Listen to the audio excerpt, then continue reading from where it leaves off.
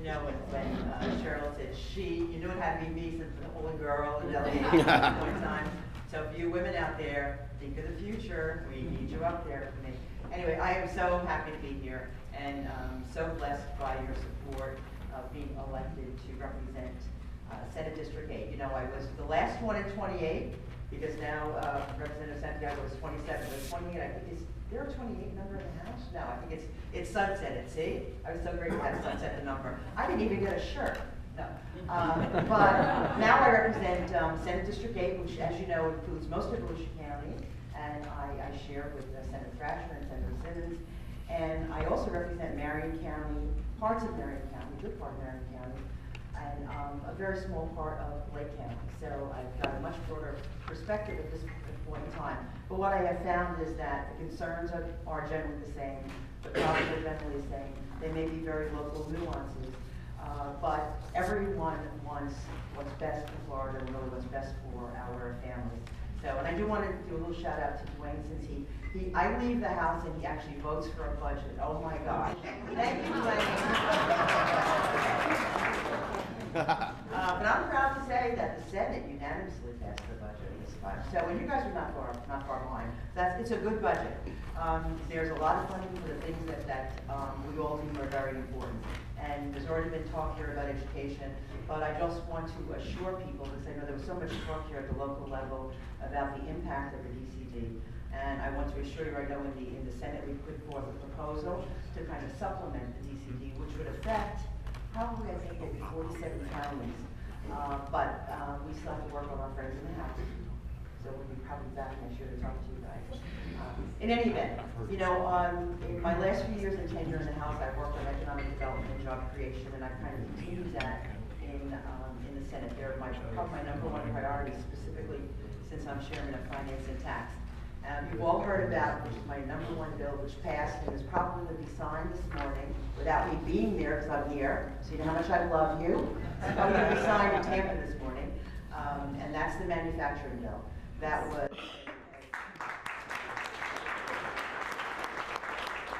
It's a wonderful bill, and the impact for Volusia, for the entire state. You know, the entire state, there are over 18,000 manufacturing businesses that employ over 300,000 people. The average wage is higher than some of the private sector. We are particularly positioned at this point in time to do more exportation in manufacturing. Number one, we've got 15 ports around the state. The state has now even put more money into dredging ports and upgrading ports so that we can take advantage of that kind of exportation. We have a governor who I think next week is going to Chile, is that right? Yeah, who has done an awful lot in terms of trying to reach out to other countries and sign trade agreements. Manufacturing, whether they're small, medium, or large, and many of them are very small, are particularly positioned to grow our economy and to create jobs.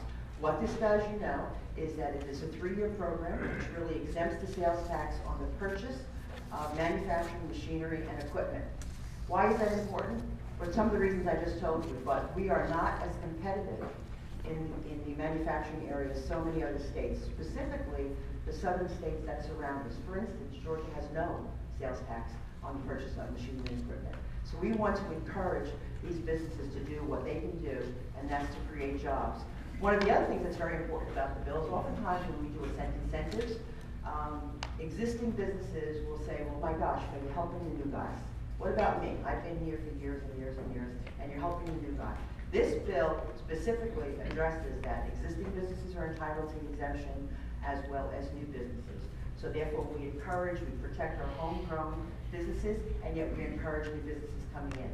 Along with that, David and I had the QTI and the QDSC bill, that's the Qualified Targeted Industries bill, and Qualified Defense and Space Contractor bill. This was something that I passed in the House last year, and that's why I wanted to get elected to the Senate, because I wanted to pass it this time in the Senate. So we were, excuse me, Senator Thrasher.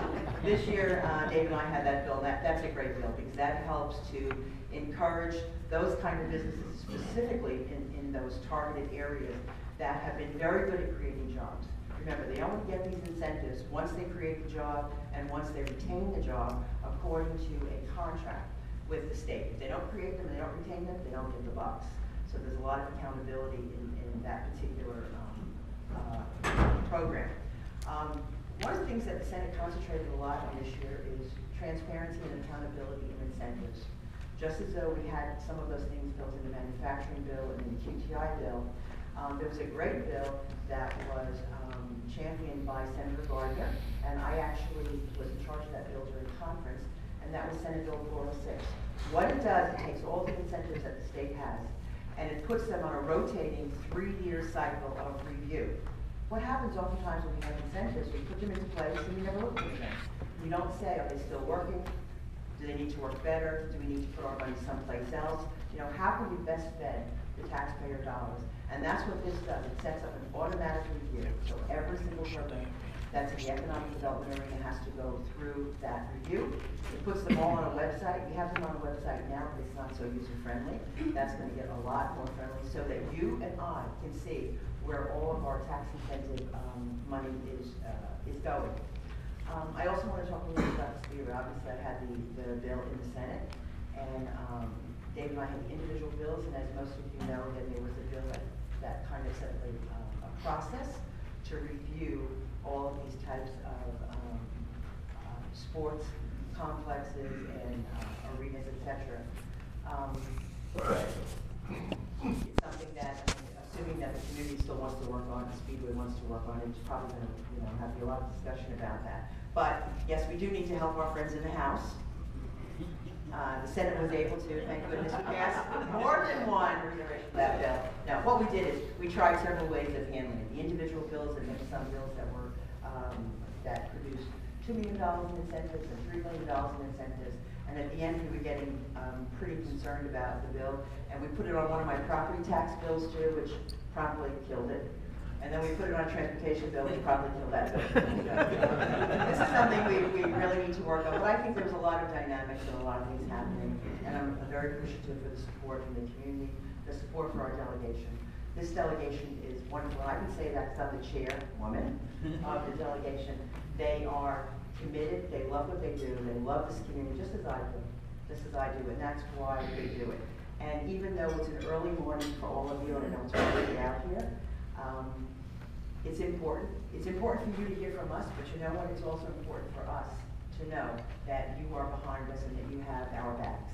And with that, I'm going to shut up because I could go on and on and on with some great things. But before I want to introduce my legislative assistant here, Elizabeth Federhoff. Elizabeth, stand up. Elizabeth